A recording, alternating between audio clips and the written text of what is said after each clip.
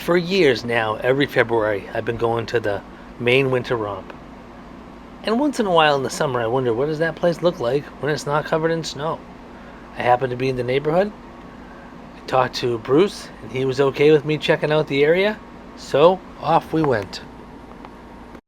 We couldn't start without going to Big G's, in what's normally a place filled with a mix of hungry rompers and rompers that just ate way too much. We found a pretty quiet diner. We weren't the only people in there, but it was a random Wednesday morning towards the end of May, and we had this whole room to ourselves, which I've never seen empty before. And the food was delicious, as always. We got over to the Sebasticook Millennium Green, headed in the main road there, Dickey Road, and we got to the power lines. I think our plan is to get to the top of the power lines, but we'll have to go around because that's all swampland.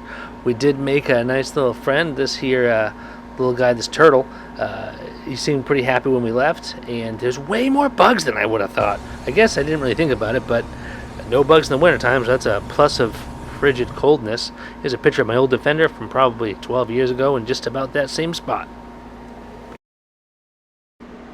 Our next stop was the ice wall. Some years probably the hardest obstacle because of the way the ice sticks to the hill, steep hill, and it makes it pretty difficult to get up to.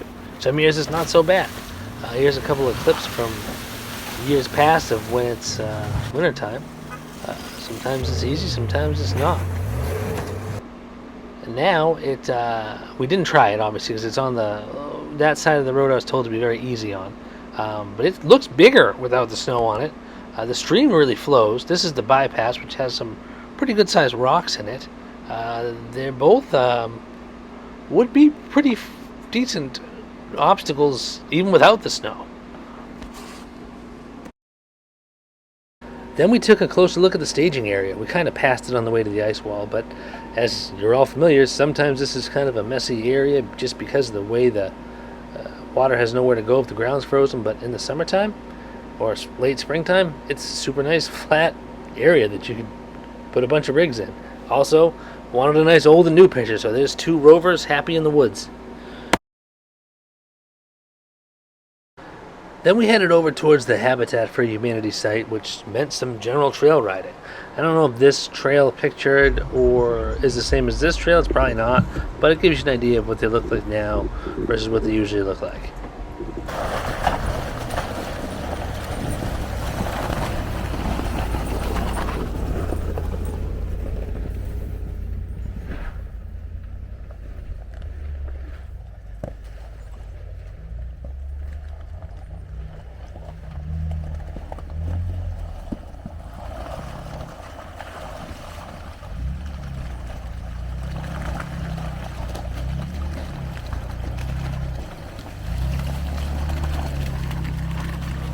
They're a good time either way. They're definitely easier without the snow, but probably smoother with the snow. They're more jagged and rougher now, but everything's not slippery, so it's no problem to go through. The Habitat site, usually a bustling center for the raffle and the coffee and hot dogs. Now it's just an empty, nice site of picnic tables. No coffee, no hot dogs to be found, but it's a nice spot, and it was pretty cool to just check out in the summertime. It's just a great field. Then we realized we're really just right there from the old pit of despair. So that's where we headed next.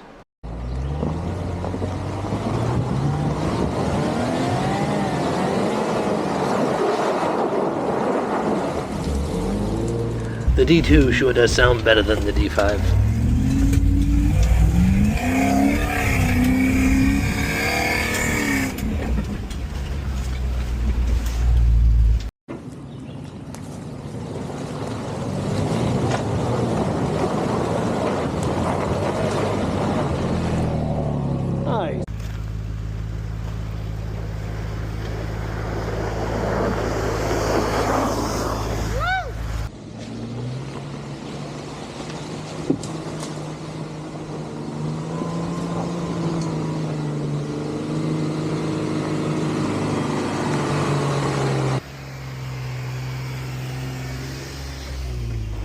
Then we ventured to the top of the Powerline Hill because now we were on the other side, so we didn't have to go through the swamp, and it was pretty different. I mean, kind of what you expect, right? We saw it from the other end.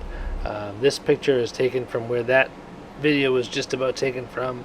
And then here's just an image of us standing at the top of the hill, looking down. That's the road off in the distance that we came in on. And here's a video of my wife in the D2 coming up that same hill a couple winter romps ago. It was certainly cool to check out this place when it wasn't covered in snow. Looking forward to next winter romp, next February President's Day weekend. I'll be there with the D2. I certainly did miss the D2 this time as soon as I got off the pavement, but I was happy to be in the D5 as soon as I got back on the pavement. I did learn quite an interesting fact. I've never taken a left off the property before until now, and I was quite surprised when I saw this. China Jade. 10 minutes from Rompland. Woo!